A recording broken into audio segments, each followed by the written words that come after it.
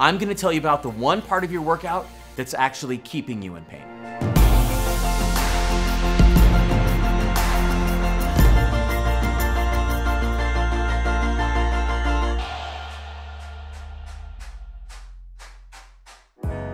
Dr. James Vegher here, coming to you from my physical therapy clinic.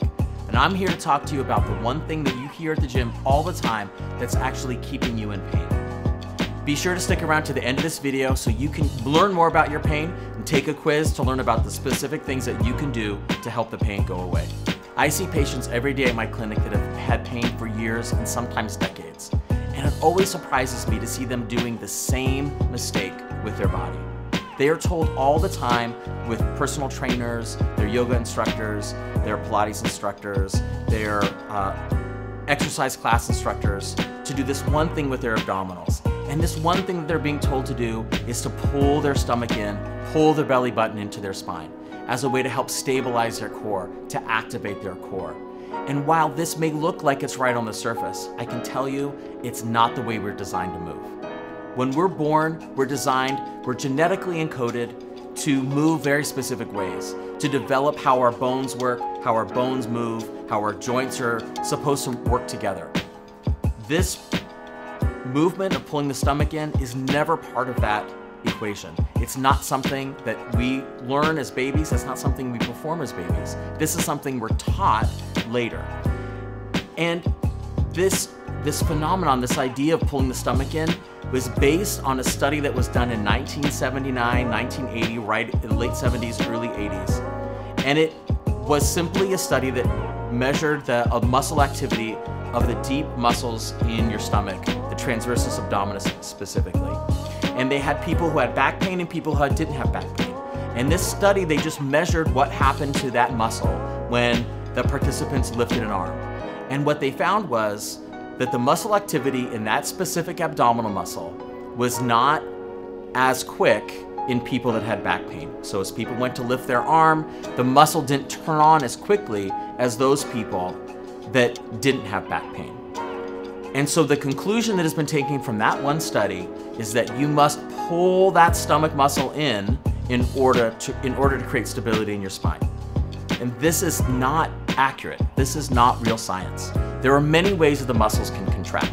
Muscles can contract concentrically, which means they shorten, eccentrically, which means they lengthen, or isometrically, which means they don't move at all, they don't change their length. And none of that was taken into account when they did that study. There was no research done about how the muscle was contracting at that time. So this hit the fitness world and it became part of the fitness regime.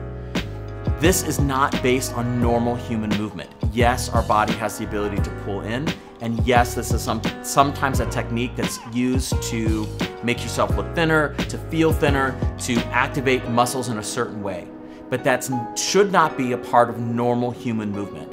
And so when we see clients in this clinic and we are looking at how they're moving and how they're trying to stabilize their spine, we find that this improper, non-ideal way of stabilizing the spine has become the predominant way that they're choosing to stabilize their spine.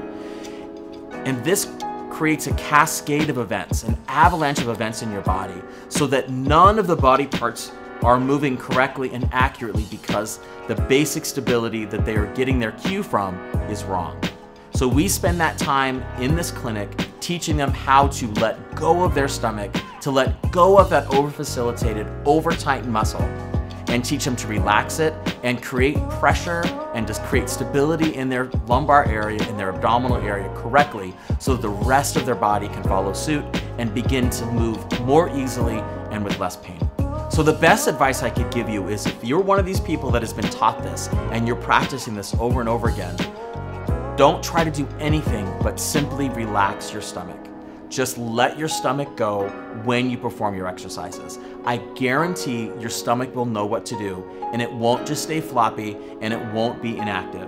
Your core will activate just in a way that you're not used to it being activated. That doesn't mean it's wrong, it's just different. So just try to relax and don't pull so hard into your stomach. It will save you lots of grief in the future. Thanks for watching this video. Make sure you check out some of my other videos that talk about specific joint problems and specific pain with some specific exercises to address it.